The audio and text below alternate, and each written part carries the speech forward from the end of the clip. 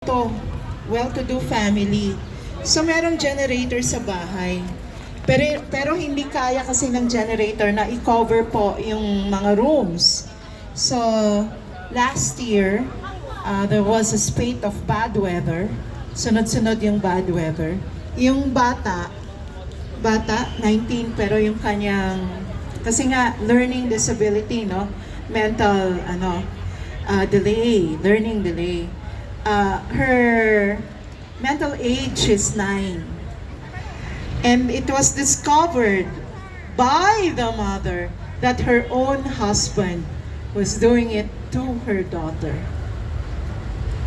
Actual case yan, ah. Ayan. So, there are also occasions we never know because what goes on when our children, our nieces, nephews close the doors to the rooms, we already don't know what's going on.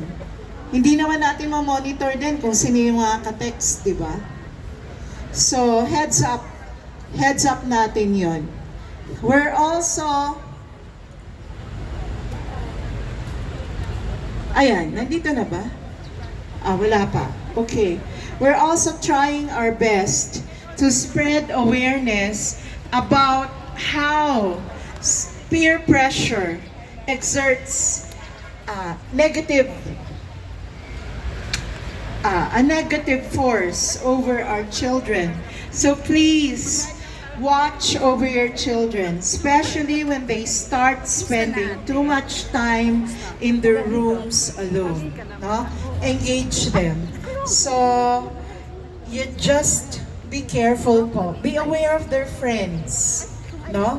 Kasi may documented case po si Ma'am Wansi sa Dangwa. Sige, konting lang, I won't say it all.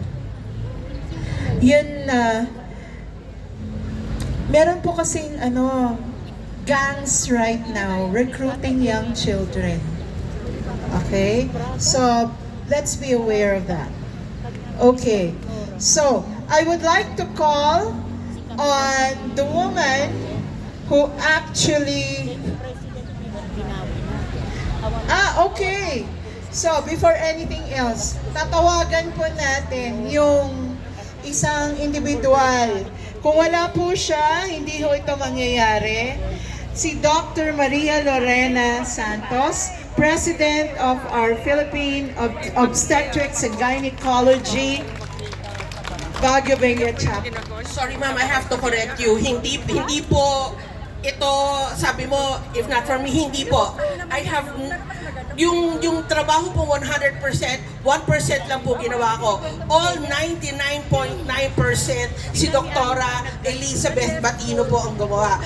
You kept on saying that, thank you for acknowledging me, but really, 99.9% of all of these, Doktora Batino po, hindi po. Ano lang po, participant lang po ang POGS Northwestern Luzon Chapter. Okay? At ma'am, listening to you, grabe, napakahaba na po ng experience nyo ng inyong advokasya dito sa ating gender-based violence. So, maraming salamat po sa inyo at nakilakad kayo sa amin. So, pag chinek natin mga relos natin, kompleto na yung 10,000 steps natin, correct? Right? Okay. So, salamat po. Ang proseso niyo po ito ay napaka-powerful message, di ba? Napaka-powerful po ng mensahe na to. Nasa Baguio City, hindi tayo papayag na may babae o batang mabibiktima ng karahasan, violence, and abuse. Tama? Kaya tayo nandito kasi pinapaniwalaan natin yon na dito hindi natin papayagang mangyari to. Not in my city, not in my turf, not in my office, not in my house. Correct? Okay. So ang ating ka-help, lakad para sa lahat, hindi lang to simpleng parade, hindi lang to simpleng lakad. Ito ay isang reminder, ito ay isang paalala that when a community stands together, ito iba-iba. Ngayon ko lang, I had a happy time taking pictures of all the banners because this is the first time that I'm getting to know na there's such an organization. But more than that, Ano ang nakakaano dito? Nakaka-amaze dito that all of you ay naniniwala dito sa advocacy to. So with that, tap on your shoulder. Maraming salamat po sa pagpunta nyo dito. Thank you, okay? It's a reminder that when a community stands together, violence loses its power. Walang panama sa atin ang violence against women basta tayo nagsama-sama.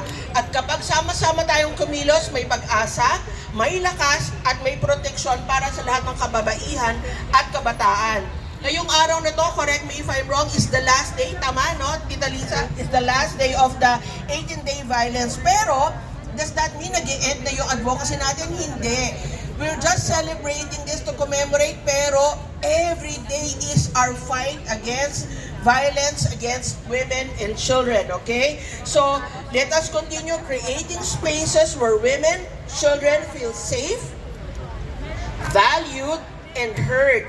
Maraming salamat again sa ating LGU, sa ating mga partners, sa mga ating advocates, and every participant, okay, who walked with purpose today. Together, we can say that violence against women stops here and it stops with us. Who runs the world? Who runs the world? Girls! Okay. Maraming salamat po, Dr. Batino, sa programang ito. Thank you po, Dr. Lorena. Ayan, so both of you are actually instrumental, no? This is the first ever walk. Siguro next year, hindi lang po ito, Doc, ang mapupuno. Baka pwede na nating mapuno yung buong convention center. Yan. So, by the way, before we end, no, we promise we'll keep it short. RA 1313, the Safe Spaces Act, has already expanded its reach. Hindi lang po physical space ang pinag-uusapan na doon, pati yung mental space. So if someone is bullying you psychologically, no, yung mga snide glances, yung mga words, hindi ka nga hinahawakan, pero emotionally, psychologically, you're being abused, ayan. The Safe Spaces Act has expanded to also cover spaces inside, not just the physical spaces outside. So, ayan na tayo. Tawagan na po natin si Dr. Elizabeth Arabata Batino. Ayan. The lady who actually came up with this event na nangyari. Thank you, Lord. Ma'am Doc. Magandang umaga sa inyong lahat. Talaga, from the bottom of my heart, salamat.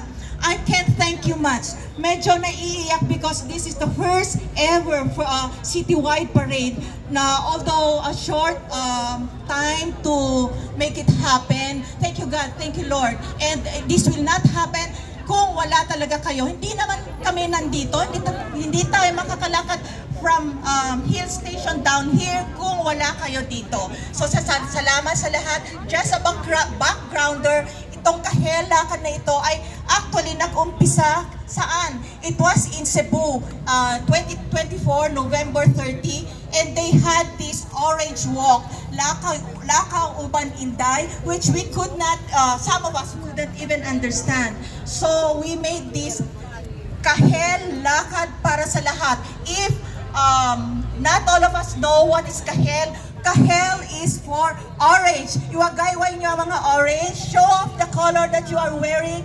Kahel is, as has been said, it's a vibrant color. It signifies hope. It signifies a vow-free Philippines. Thank you again. And this is the first ever. Hopefully next year, we will increase the number to make more a very impactful walk.